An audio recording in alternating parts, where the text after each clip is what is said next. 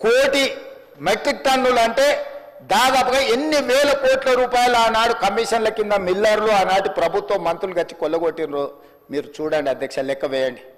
కానీ మేము వచ్చిన తర్వాత ఒక్క కిలో కూడా తుట్టి తాలు తవుడు పేరు మీద తీయనియలేదు అధ్యక్ష. తోలు తీస్తామని చెప్పినాం అధ్యక్ష.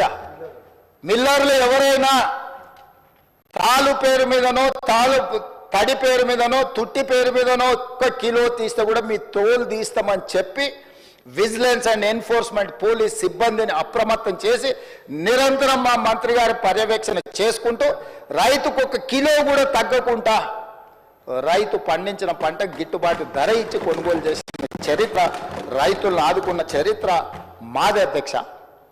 ఇదే కాదు అధ్యక్ష, రైతుల సమస్యలను పరిష్కరించడానికి శాశ్వతమైన ఒక వ్యవస్థ ఉండాలి అని గతంలో రైతుల సమస్యలను పట్టించుకున్న వాళ్ళే లేకపోవడం వల్ల రైతు కమిషన్ ఏర్పాటు చేసి వ్యవసాయం పట్ల చిత్తశుద్ధి నమ్మకం ఉన్న కోదండ రెడ్డి గారిని మొట్టమొదటిసారి తెలంగాణ రాష్ట్రంలో విధానపరమైన నిర్ణయం తీసుకొని రైతు కమిషన్ వేసి దానికి వ్యవసాయము రైతుల పట్ల సానుభూతి, రైతులను ఆదుకోవాలన్న ఆలోచన ఉన్న వాళ్ళను ఈరోజు కమిషన్ చైర్మన్గా మెంబర్స్కి వేసి ఈరోజు రైతుల సమస్యలను స్టడీ చేసి ప్రభుత్వం నిరంతరం ఒక ప్రక్రియ కింద మేము తీసుకొని ముందుకెళ్తున్నాం అధ్యక్ష.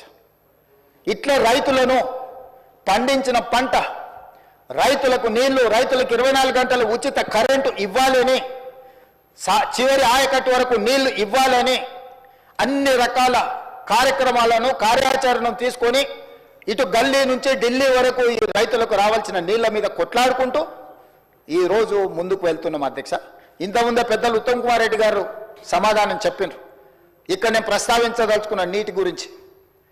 ఉమ్మడి రాష్ట్రంలో 811 టీఎంసీల ఉమ్మడి రాష్ట్రానికి కేటాయింపులుంటే ఘనత వహించిన అనుభవం కలిగిన పోరాటాలు చేసిన అని గొప్పగా చెప్పుకునే ఆనాటి ముఖ్యమంత్రి చంద్రశేఖరరావు గారు, సాగునీటి పారుదల శాఖ మంత్రి హరీష్ రావు గారు ఢిల్లీకి వెళ్ళి ఉమాభారతి గారి సమక్షంలో వాళ్ళు నిత్యం తిట్టిపోసుకునే చంద్రబాబు నాయుడు ముందల మొకరిల్లి 512 టీఎంసీలు ఆంధ్రప్రదేశ్ వాడుకోండి, 299 టీఎంసీలు మాకు తెలంగాణకు చాలు అని సంతకం పెట్టి శాశ్వతంగా తెలంగాణ రైతాంగానికి మరణ శాసనము రాసింది వాళ్ళు కాదా?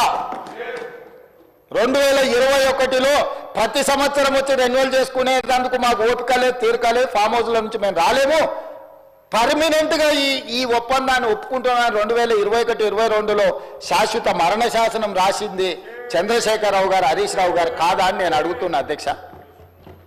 ఇవాళ మేము వచ్చిన తర్వాత వీటిని పరిశీలించి పరివాహక ప్రాంతాన్ని లెక్క పెడితే 68% తెలంగాణకు రావాలి, 32% ఆంధ్రప్రదేశ్కు పోవాలి, మాకు 70% నీళ్లను కేటాయించండి అని గతంలో చేసిన ఒప్పందాలను అన్నిటినీ తిరగ రాయాల్సిందే అని పదే ఢిల్లీకి వెళ్ళి ప్రధానమంత్రిని మొదలు పెడితే జలశక్తి మినిస్టర్ వరకు గతంలో ఉన్న మంత్రిని, ఇప్పుడున్న మంత్రిని పదే ఉత్తమ్ కుమార్ రెడ్డి గారు, నేను ఉన్నతాధికారులు వెళ్ళి కలిసి కృష్ణా పరివాహక ప్రాంతం 70% మాది ఉంది, 30% ఆంధ్రప్రదేశ్ ఉంది, నీళ్లు మాత్రం 66% ఆంధ్రప్రదేశ్ తీసుకుంటుంది, 34% మాకిస్తుంది.